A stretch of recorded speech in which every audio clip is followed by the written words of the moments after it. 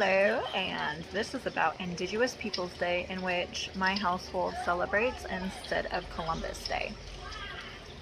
At the beginning, you'll see a great picture. I got this off of a site called kidsconnect.com. You can get a bunch of free samples to use at home, in the classroom, whatever. If you want to pay a premium rate, you'll have access to edits, so you can adjust it for your classroom. But I'm going to read to you what the worksheets say. So, Indigenous Peoples Day is an annual celebration in parts of the United States to honor the contributions of Native Americans to America's culture. It is celebrated on the second Monday in October. It has been a counter celebration of Columbus Day since 1991. In South Dakota, the celebration is named as Native America's Day. So they don't have one called Indigenous Peoples Day, they call it Native Americans Day, and it's something that's actually state recognized in their local area. How did we get from Columbus Day to Indigenous Peoples Day?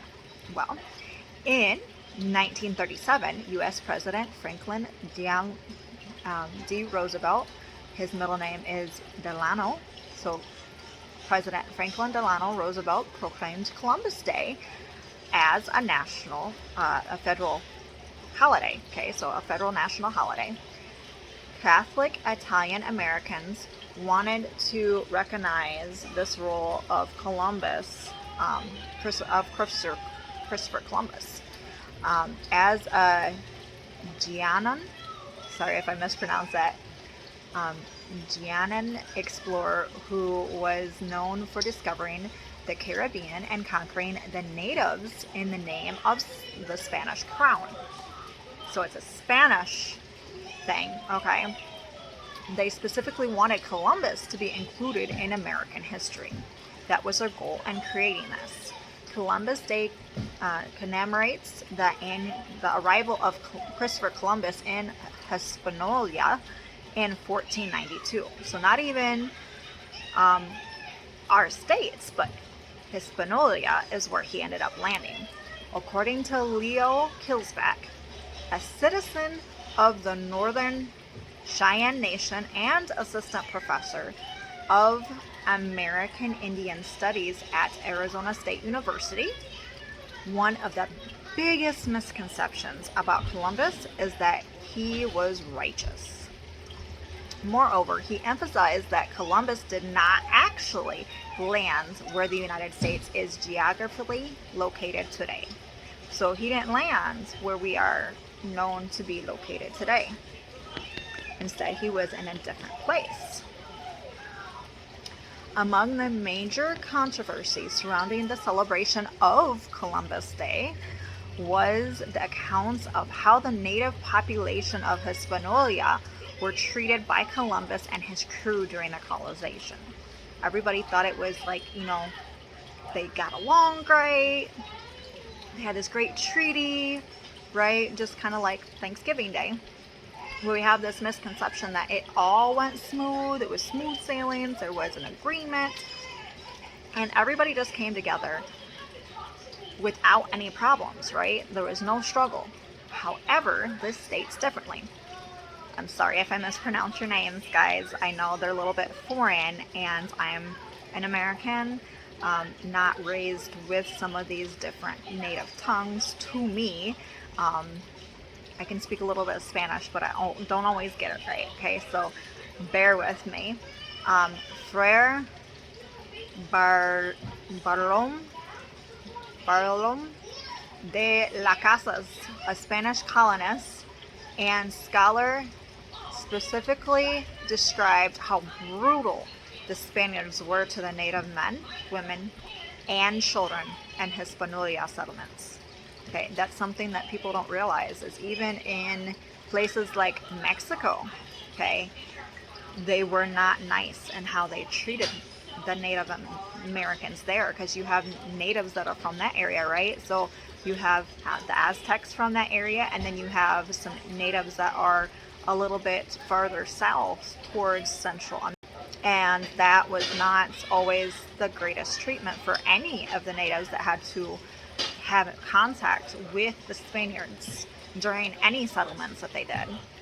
I will show you the drawings. These are published drawings based on the first-hand accounts of Father Bartolome de las Casas.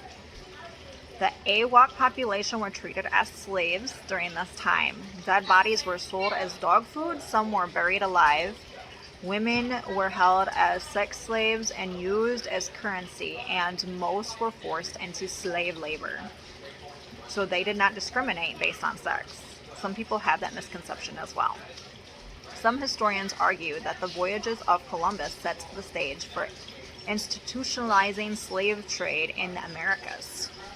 As a result, much of the Taitano population, sorry if I mispronounce it again, the Native American population was wiped out for generations.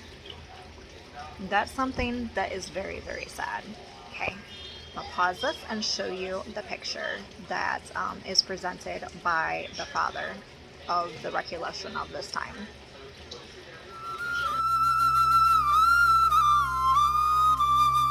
His recollection of what happened during that time. I tried to fix my lighting in the process too. I hope it's a little bit better for you to see. The birth of the Indigenous Peoples Day, the idea of having an Indigenous Peoples Day in the United States was first conceived in 1977. So it was first conceived in 1977 during the United Nations International Conference against Indigenous people and against indigenous populations in the Americas, held in Genevieve, Switzerland. I don't know why they held it there specifically. That'd be something I'd have to research, but this is what it states in the papers that I have based on other people's research from kidsconnect.com. In 1989, in South Dakota, the South Dakota legislature passed a law proclaiming 1990 as the year of recolonization, which later gave way to replacing Columbus Day in the area with Native Americans Day. In 1992, exactly 500 years after Christopher Columbus's expedition to Hispaniola, Native groups agreed to celebrate Native culture as a counter celebration to Columbus Day. So that's what we do in our house. We don't celebrate Columbus Day anymore because DeSoto came before Columbus anyway, and that was a bad result for him. We also don't celebrate Thanksgiving Day, but that's a whole different subject. So I don't know why they specifically picked that particular person instead of some of the others that came before him. It's just kind of weird. They had many others to choose from, but none of it was a good result because it was bad handling all the way around. It was very inhumane what occurred historically. The Indians of America have never abandoned our constant struggle against the conditions of oppression, discrimination, and exploration, which were imposed upon us as a result of the European invasion of our ancestral territories. Our struggle is not a mere conjunctional reflection of the memory of 500 years of oppression, which the invaders, in complicity with the democratic governments of our countries, want to turn into events of jubilation and celebration. Our Indian people, nations, and nationalities are based on our struggle, on our identity, which shall lead us to true liberation. We are responding aggressively and commit ourselves to reject the celebration. That's the interpret from the Declaration of Quito, Quito, Quito. Sorry if I mispronounced it again. I have Native American blood in me, but I am judged because I'm light skin toned. But what we have to understand is not all natives are dark skin tone, just like a bunch of other cultures. You know, we have a wide variety of lights and darks in a bunch of different cultures across the world. So, but the judgment is still there of today. I am called a wannabe and everything else, and I have ancestry that states that I'm not a wannabe. Um, we are mixed, not a lot of,